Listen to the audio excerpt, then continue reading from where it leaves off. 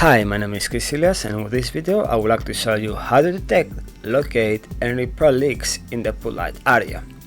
Stay with me to the end and I will reveal to you all the potential positions of leaks that can you find in the pool light so you don't miss even a tiny opening in your pool.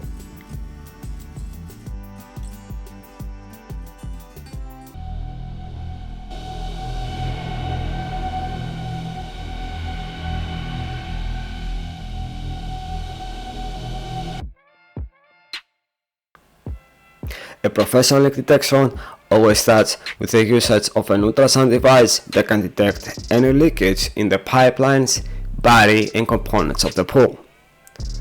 After inspecting the skimmer, main drain and return lines, I will check the pool lights for potential leaks. If a leak exists in the pool light area, I will be able to know without even having to dive. But in my case, I will always get wet and never complaining about it. The only times I will not be able to receive any indication of a leak is if the leak area is saturated with water and the velocity is low, or the water level is below the level of the leak.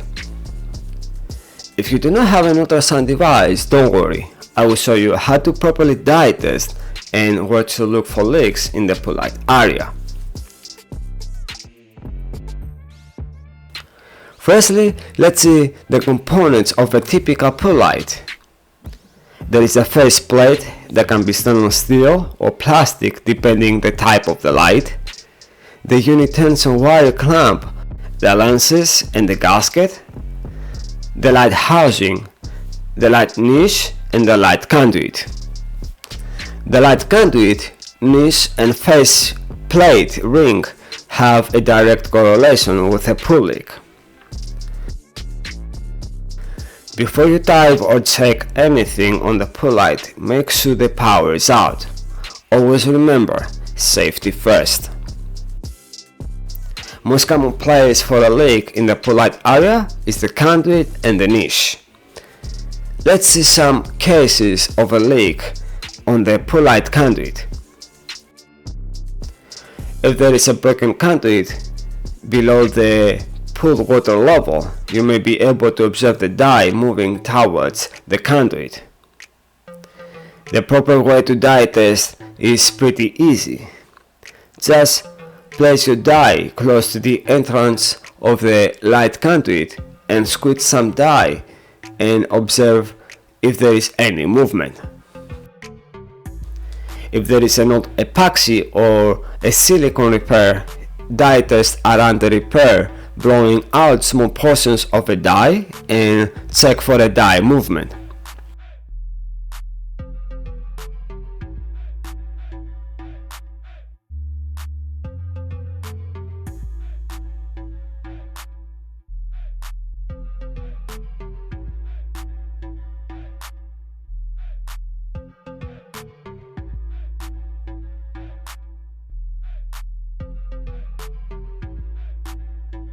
If there is an old epoxy, check for little or even tiny openings between the wire of the light and the epoxy. Most of the time, after the repair, the wire pushes the epoxy when you are trying to place the light back. As a result, it creates a little opening and allows the water to escape through the conduit. That's why my preferable way for repairing light conduit is the pewter tape. Stay with me to the end and I will show you how to repair light conduits more effectively. Although if there is an odd repair, you need to remove it and clean the area of the entrance of the conduit before you applying a new epoxy or a pewter tape. Just to be transparent, any of the repairs that I will reveal are just temporary repairs and not permanent.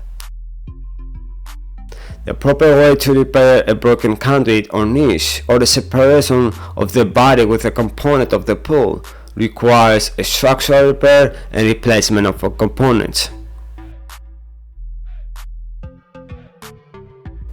If you apply epoxy, I would recommend keeping the light housing out of the pool after the repair for 12 hours until the epoxy dries up, and making sure that the wires will not push it since it's still soft.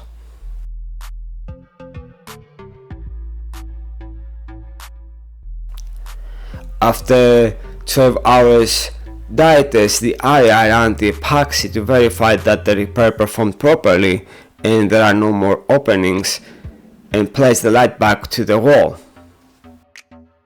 If an ultrasound device is available, use it after the 12-hour cure period of the epoxy and check for any further leaks.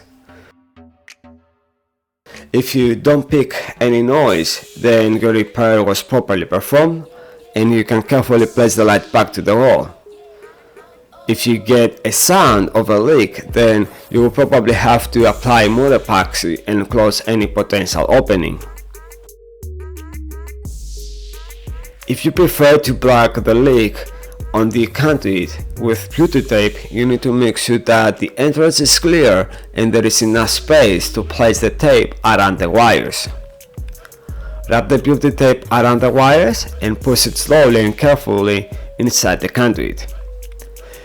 Use a wooden stick to push and place the tape into the conduit so you don't damage the wires and for safety reasons. Okay, I know what you're saying right now. Yes, I am using a screwdriver and not a wooden stick. You're right, but because I have performed this kind of repair multiple times, I feel more comfortable doing this. I just don't recommend it for starters. Now, back to the repair. The reason that the beauty tape works better is because the rubber substance expands and closes any open space, keeping the wires in the middle of the conduit. Even if you move the wire, the tape will follow and keep the space closed. For that reason, you can place the light back to the wall right after the repair without worrying about creating openings around the wires. It is enough to add the tape at the entrance of the conduit to stop the leak, but because I like my repairs to look nice and neat, I will add some extra around the wire and the repair to validate no more openings will occur. What is your preferable temporary pull-light conduit repair? Epoxy, beauty tape, or do you have another technique? Leave your feedback in your comment section. I'd love to learn more from your experience. Also, if you find my content valuable so far, the only thing I ask in return is to subscribe to my channel and hit the bell button to be notified on future videos.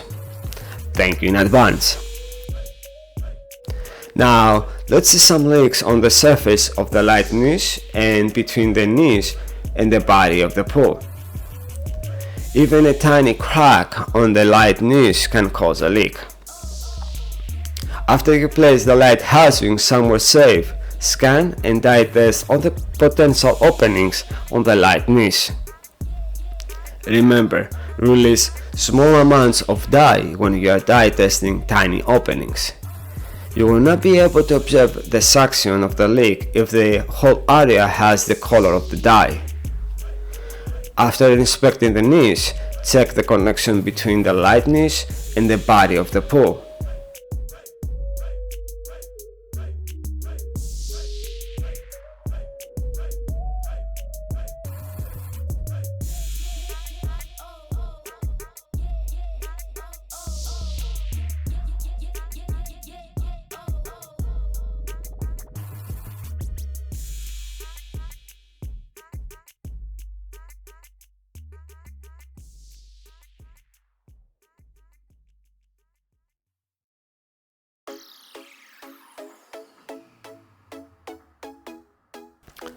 If you are dealing with a liner pull, pull the liner gently and dye test the connection to verify if the ring seals the liner properly.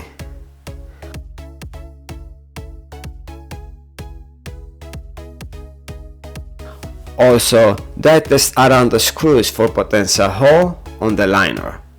In rare cases, holes are hiding behind the ring and close to the screw that is not visible unless you remove the whole ring of the light.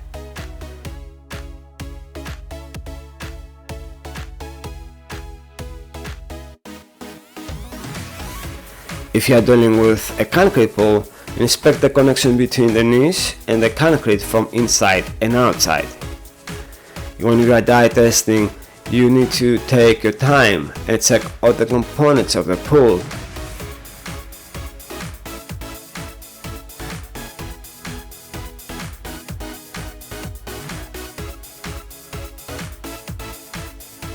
If you are dealing with small LED lights, the process is the same, except you don't have to remove the housing or any parts of the light. Dye test all the connections around the light, the connection of the ring and the liner or body of the pool if it's concrete or fiberglass, the connection of the light housing and the ring and the screws on the ring as well.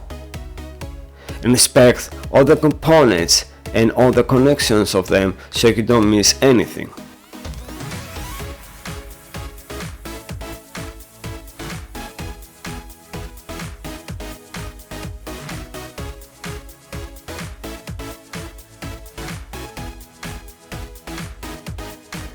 Now let's see how to temporarily repair these leaks.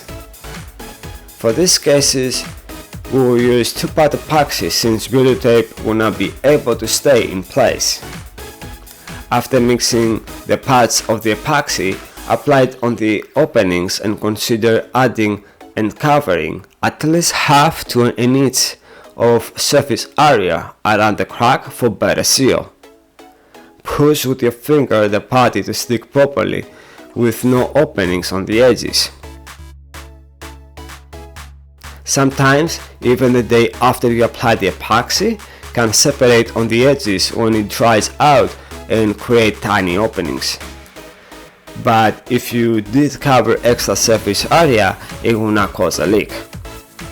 Although, as you saw from my previous examples, epoxy will fade and create more openings by the time. That's why I always consider it as a temporary repair until the owner performs a proper one. If you are not convinced about the epoxy and would like to see more leaks from old epoxy and other old repairs, check out how I find multiple cracks on in-ground concrete pool in the video above.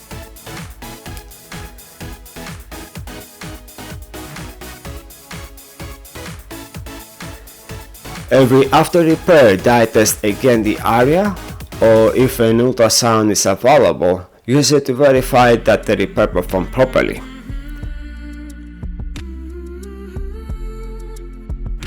If you find my content valuable, I would really appreciate if you could share it with people that may find it useful and help them with their pool light issue.